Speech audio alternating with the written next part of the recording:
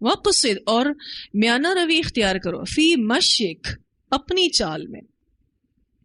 اب چال کے لیے دوسرا ادب کہ چال میں میانہ روی اختیار کرو. پہلا ادب یہ تھا کہ اترا کر مت چلو، دوسرا ادب یہ ہے کہ اپنی چال میں میانہ روی اختیار کرو. مراد یہ ہے کہ اپنی چال کو نہ دھیما رکھو کہ سست ہو جاؤ اور اتنی تیز بھی نہ ہو کہ اعتدال چلا جائے. کسی بھی اہم کام میں اگر تاخیر بھی ہو رہی ہو تو بھی بے ڈھنگا طریقہ اختیار نہیں کرنا چاہیے.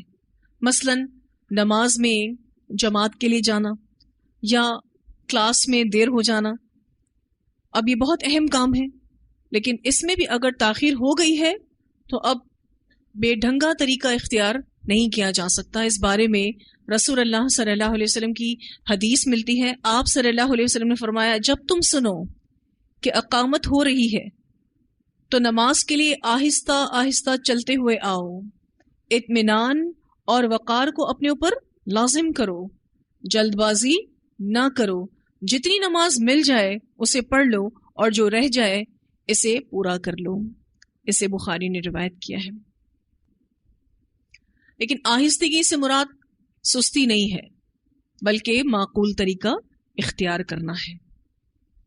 حسب حالت چال کی رفتار کو کم اور زیادہ کیا جا سکتا. مثلا اگر کوئی بیمار ہے تو وہ بہت زیادہ آہستہ بھی چل سکتا ہے، اور اگر کسی کو کوئی ایمرجنسی لاحق ہے، کسی کی جان بچانی ہے، کسی کی جان کو کوئی خطرہ ہے، تو ایسی صورت میں بھاگا بھی جا سکتا ہے.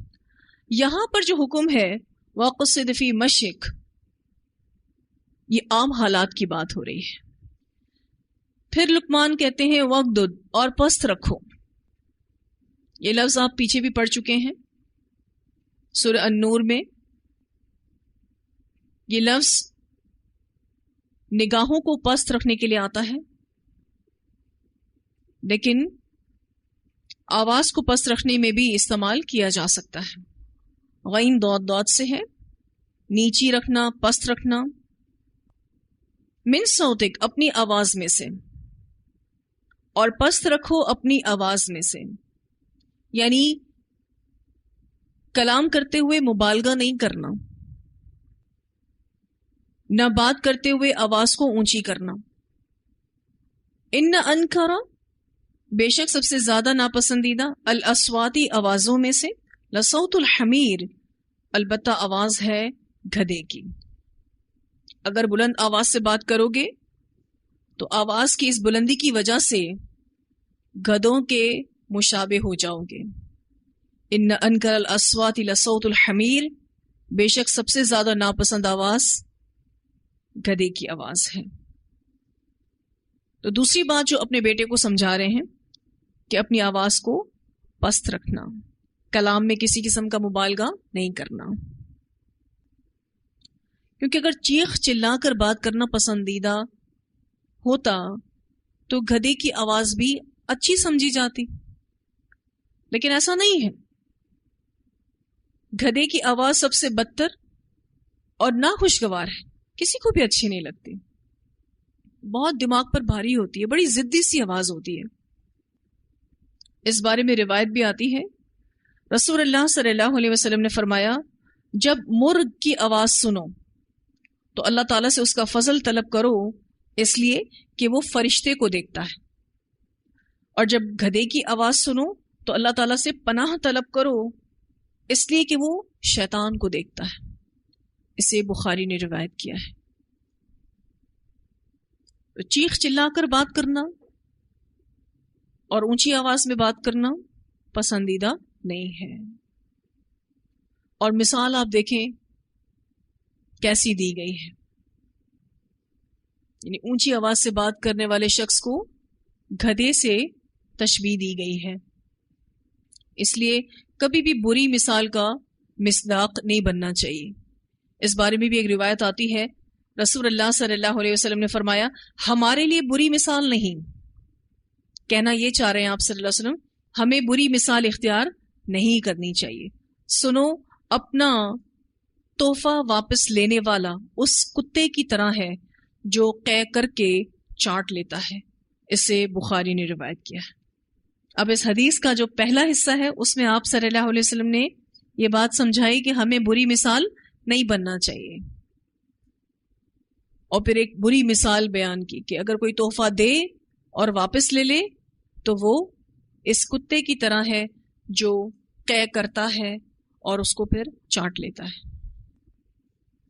تو لقمان اپنے بیٹے کو سافٹ سپوکن بنانا چاہتے ہیں، نرم گفتار بنانا چاہتے ہیں، اور نرم گفتار ہونا یہ خوبی ہے. اللہ ہم سب کو یہ خوبی نصیب کرے. اتنی پیاری یہ خوبی ہے اور دوسرے لوگوں کو متاثر کرنے والی ہے. جب کبھی آپ سافٹ سپوکن ہوں گے، نرمی کے ساتھ بات کرنا جانیں گے، تو آپ لوگوں کو اپنی بات سے متاثر کر سکتے ہیں. تو ہم سب کو اپنی آوازوں پر غور کرنا ہے کہ کہیں وہ سماعتوں پر بھاری سماعت تو نہیں، بھاری آواز تو نہیں کہ دوسروں کے کانوں پر بوجھ بنتی ہو. جن چیزوں کی لقمان اصلاح کر رہے ہیں، دیکھا جائے تو یہ کردار کی وہ خرابیاں ہیں جس کو آپ سیلف پروجیکشن کہتے ہیں، اپنی ذات کو ہی نمایاں کرتے رہنا، تکبر جسے آپ کہتے ہیں. اور یہ وہ برے اخلاق ہیں کہ جس سے انسان صرف اپنے آپ کو اذیت نہیں دیتا، اوروں کو بھی اذیت دیتا ہے، اوروں کو بھی تکلیف میں مبتلا کرتا ہے. مثلا اگر آپ بہت اونچی آواز میں بات کر بھی رہے ہوں تو جہاں یہ ہمارے لیے تکلیف دہ ہے اونچی آواز میں بات کرنا، وہاں یہ دوسروں کے لیے بھی تکلیف دہ چیز ہے. بہت چھوٹی چھوٹی باتیں ہوتی ہیں لیکن آپ دیکھیں ایک شور ہنگامہ مچا دیا جاتا ہے. گھروں کے ہم اپنے حال دیکھیں تو تربیت کے نام پر چیخا اور چلایا جاتا ہے، حالانکہ جو تربیت بیٹھ کر پیار سے سمجھا کر ہو سکتی ہے وہ چیخ چلا کے مار کے نہیں ہو سکتی. ایسے گھرانوں میں جہاں اس طرح سے تربیت ہو رہی ہو، سکون رخصت ہو جاتا ہے، ایک دوسرے کی عزتیں پامال ہونا شروع ہو جاتی ہیں، دلوں سے محبتیں رخصت ہو جاتی ہیں. تو ان عادات کو جو کہ برے اخلاق ہیں اپنی زندگیوں سے نکالنا ہے، اور ماضی میں کی جانے والی غلطیوں کو دوبارہ نہیں دہرانا. کہ اب ہم نے الحمدللہ اس کو قرآن میں بھی پڑھ لیا کہ بہترین اخلاق یہ ہیں. اگر ہم لقمان کی نصیحتوں کو شروع سے دیکھیں تو انہوں نے سب سے پہلی چیز جس سے اپنے بچے کو روکا وہ شرک ہے، کہ شرک سے بچنا. پھر عبادات کے اعتبار سے انہوں نے تربیت کی، نماز کو قائم کرنا. پھر کہتے ہیں کہ نیکی کا حکم دینا، برائی سے روکنا اور صبر کرنا. اور یہ سب روحانی پہلو کے اعتبار سے تربیت ہے. شرک نہیں کرنا، نماز کو قائم کرنا، نیکی کا حکم دینا، برائی سے روکنا اور صبر کرنا. پھر ظاہری پہلو پر بھی انہوں نے تربیت کی، جس میں اپنے بیٹے کو سمجھاتے ہیں کہ لوگوں سے بے رخی نہیں کرنا، زمین پر اکڑ کر نہیں چلنا، چال درمیانی ہونی چاہیے، آواز کو بھی پست رکھنا یعنی نرم گفتگو کرنا. اور یہ تمام کی تمام خصوصیات ایک داعیے دین کی ہونی چاہیے. یہ اپنے بیٹے کو ایک بہترین دائی بھی بنانا چاہتے تھے، کیونکہ ایک دائی بھی شرک سے بچتا ہے، نماز قائم کرتا ہے، نیکی کا حکم دیتا ہے، برائی سے روکتا ہے، جو تکلیف اس کو پہنچتی ہے اس پر صبر کرتا ہے، لوگوں سے ہمیشہ اچھے سے ملتا ہے، پھر عاجزی اختیار کرتا ہے، اپنی چال کو بھی ایکٹیو رکھتا ہے، سست نہیں ہونے دیتا، اور آواز کو بھی پست رکھتا ہے، نرم رکھتا ہے، تبھی وہ بہترین دائی بن سکتا ہے۔ ان سب کو اپنے اندر لانے کی ہم سب نے کوشش کرنی ہے۔ جب بھی کوئی اس طرح کی اخلاقی تربیہ والی آیات کو اپنی زندگی میں ہم لاتے ہیں تو تھوڑا سا اپنے آپ کو مصنوعی سا محسوس کرتے ہیں۔ مثلا اگر کسی کی آواز اونچی ہے اور وہ اب نرم گفتار بننے کی کوشش کرتا ہے تو اس کو ایسا لگتا ہے کہ جیسے وہ تھوڑا آرٹیفیشل ہو رہا ہے، لیکن ایک وقت آئے گا کہ پھر یہ عادت بن جاتی ہے، نرمی سے ہی بات کرنا۔ اچھا، میں نے بہت سے لوگوں کو دیکھا ہے جو اس بہترین اخلاق کے مالک ہوتے ہیں کہ وہ اپنے آپ کو سافٹ سپوکن رکھتے ہیں۔ اچھا، ناراض بھی ہو رہے ہوتے ہیں نا تو ان کا والیوم جو ہے وہ نارملی ہوتا ہے۔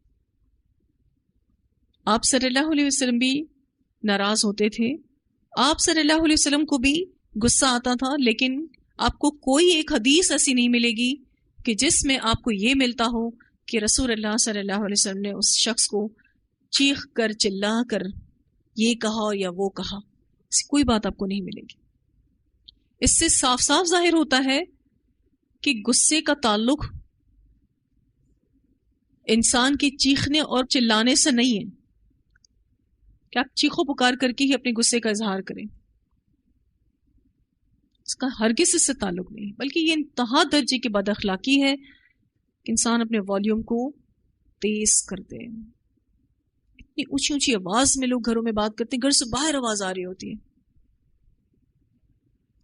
اور یہ چیز ہم اپنے آس پاس دیکھتے ہیں۔ لقمان کی اپنے بیٹے کو کی جانے والی نصیحت جن کا ذکر آپ نے قرآن میں پڑھا، کچھ اور نصیحتیں بھی ملتی ہیں جو کہ احادیث سے ملتی ہیں۔ رسول اللہ صلی اللہ علیہ وسلم نے یہ خبر دی کہ لقمان حکیم کہا کرتے تھے کہ جب کسی چیز کو اللہ کے سپرد کر دیا جائے تو وہ اس کی حفاظت فرماتا ہے۔ اسے مسند احمد نے روایت کیا ہے۔ اب کوئی بھی چیز اللہ کے سپرد کریں، اب اس کی حفاظت اللہ کے ذمہ ہے۔ مثلا جب ہمارے گھروں سے لوگ سفر پر جاتے ہیں تو بڑی خوبصورت دعائیں جو ہمیں سننا سے ملتی ہیں، جس میں اگر آپ ایک دعا جو مسافر کو دیتے ہیں کہ ہم آپ کے آخری عمل کو اللہ کے حوالے کرتے ہیں، سپرد کرتے ہیں، تو جو چیز بھی آپ اللہ کے سپرد کرتے ہیں اب اللہ اس کی حفاظت کرے گا۔ ایک اور روایت میں آتا ہے رسول اللہ صلی اللہ علیہ وسلم نے فرمایا ہے، لقمان نے اپنے بیٹے کو نصیحت کرتے ہوئے کہا، یا بنیا، اے میرے بیٹے، تکلف کے ساتھ قناعت سے اجتناب کرو، تکلف کے ساتھ قناعت سے اجتناب کرو، کیونکہ یہ رات کے خوف و خطر اور دن میں ذلیل ہونے کا سبب ہے۔ اسے مستدرک للحاکم نے روایت کیا ہے۔ تکلف کے ساتھ قناعت سے اجتناب کرو۔ قناعت کیسی خوبی ہے؟ اچھی خوبی ہے، لیکن اس کو دل سے کرو، آرٹیفیشلی مت کرو، مصنوعی طور پہ مت کرو۔ تکلف کے ساتھ قناعت سے اجتناب کرو، کیوں؟ کیونکہ یہ رات کے خوف و خطر اور دن میں ذلیل ہونے کا سبب ہے۔ جب آپ دل سے قناعت کریں گے تو کوئی خوف اور کوئی خطرہ دل میں نہیں رہتا، اور دن کے اوقات میں آپ عزت کے ساتھ رہیں گے۔ لیکن جب کوئی آرٹیفیشلی قناعت کرتا ہے، مصنوعی طور پر قناعت اختیار کرتا ہے، تو وہ رات کو ڈرتا رہے گا اور دن میں پھر ایسے عمل کرے گا جس سے اس کو ذلیل ہونا پڑے گا۔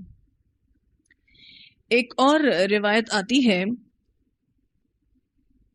سری بن یحییٰ سے روایت ہے کہ لقمان نے اپنے بیٹے سے کہا، اے میرے بیٹے، حکمت اور دانش نے مسکینوں کو بادشاہوں کی مجلس میں بٹھا دیا ہے۔ یعنی یہ ایسی خوبیاں ہیں حکمت اور دانش کہ ایک غریب شخص کہاں جا سکتا ہے؟ بادشاہ کے دربار میں جا سکتا ہے۔ وہاں اٹھ بیٹھ سکتا ہے، وہاں رتبہ پا سکتا ہے۔ کیا کہنا چاہ رہے ہیں لقمان کہ کس میں کوشش کرو؟ حکمت اور دانش کو حاصل کرنے میں کوشش کرو، کیونکہ یہی وہ چیز ہے جو مسکینوں کو بادشاہوں کی مجلس میں بٹھا دیتی ہے۔ عون بن عبداللہ سے مروی ہے کہ لقمان نے اپنے بیٹے سے کہا، اے میرے بیٹے، جب تم قوم کی مجلس میں آؤ تو انہیں سلام کہو، پھر ایک کونے میں بیٹھ جاؤ۔ اس وقت تک بات نہ کرو جب تک یہ نہ دیکھ لو کہ انہوں نے گفتگو شروع کر دی ہے۔ اگر وہ ذکر الہی میں مشغول ہو جائیں تو تم اس میں بڑھ چڑھ کر حصہ لو، اور اگر وہ کسی اور موضوع پر گفتگو کریں تو ان سے کنارہ کشی اختیار کرو اور دوسرے لوگوں کی مجلس کو اختیار کر لو۔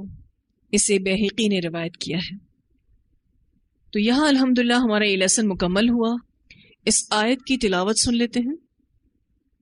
وَاقْصِدْ فِي مَشْيِكَ وَاغْضُضْ مِنْ صَوْتِكَ إِنَّ أَنْكَرَ الْأَصْوَاتِ لَصَوْتُ الْحَمِيرِ۔ واضح ہے سارے آیات۔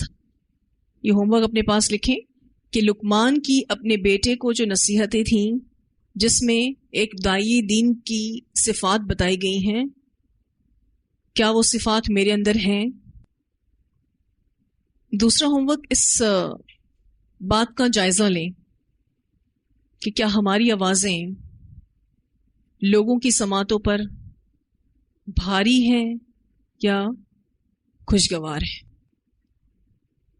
اب یہ تو قرآن میں آپ نے الحمدللہ ان نصیحتوں کو پڑھا ہے، لیکن کسی بھی اچھی دینی کتاب کا مطالعہ آپ کے علم میں بہت اچھا اضافہ کرتا ہے اور بہت بہترین تربیہ ہماری ہوتی رہتی ہے۔ تو کسی بھی اچھی کتاب کا ایک ہفتہ ذرا مطالعہ کریں اور یہ بتانا ہے کہ آپ کو اس طرح سے اپنا وقت گزارنا کیسا محسوس ہوا، کیونکہ اچھی بات اچھا اثر رکھتی ہے۔ جیسے آج آپ نے لقمان کی نصیحتوں کے بارے میں پڑھا، تو بہت ساری ایسی اچھی کتابیں ملتی ہیں جن کا تھوڑا تھوڑا سا مطالعہ بھی آپ کو فائدہ دے گا۔ ٹھیک ہے جی، وآخر دعوانا ان الحمد للہ رب العالمین، سبحانک اللہم و بحمدک، نشہد ان لا الہ الا انت، نستغفرک۔